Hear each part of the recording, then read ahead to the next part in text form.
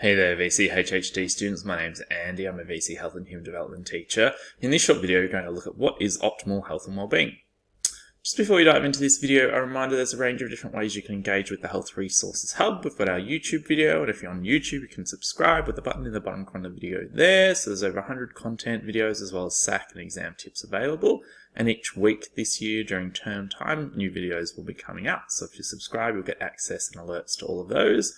We've also got our website at the hrh.net.au where there's opportunities for teachers and students. And so you can sign up to our free Unit 3 and 4 student newsletter at our website. If you just scroll to the bottom of the page, and there'll be 2 versions of that coming out each term this year also. You can see our social media links there where you can follow us and get alerts to our new videos and other opportunities, as well as our email if you'd like to get in touch. So in this video we're focusing on optimal health and well-being, and so it's good to be across this term optimal health and well-being because it has come up numerous times on the exam over the past few years. And so it's worth considering that optimal health and well-being is not necessarily having high levels of all of the dimensions. So there's obviously the 5 different dimensions of health and well-being, but you don't have to be experiencing high levels, okay, in all of those to still be considered to have optimal health and well-being.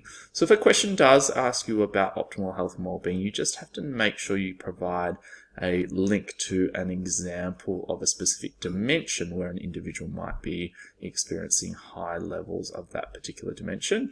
And the way that you do that is you give an example that is specific to that dimension. So you can see there the examples such as being free from illness and disease would be an example of optimal physical health and well-being.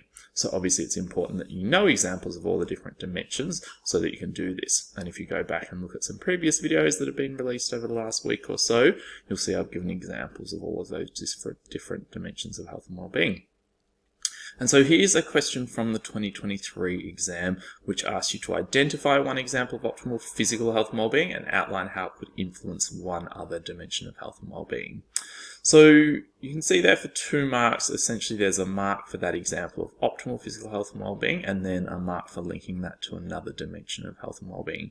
So you can see a sample response there could be that if an individual has sufficient energy levels, and so that's obviously an example of physical health and well-being, and so that would be demonstrating optimal physical health and well-being, then they're more likely to be able to go about daily activities such as attending school, and that can allow them to meet peers and develop meaningful relationships. And so meaningful relationships is a link into an example of social health and well-being.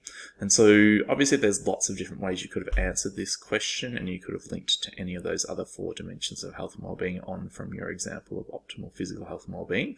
But this is the type of question that you could go back and practice in the lead up to your SACs and the exam at the end of the year, and think about, for example, if the question said identify one example of optimal emotional health and well-being and outline how that could influence one other dimension of health and well-being, and so on. So it's a good question to put, I guess, into your notes and preparation for your SACs and the exam, and practice all those potential versions that could come up.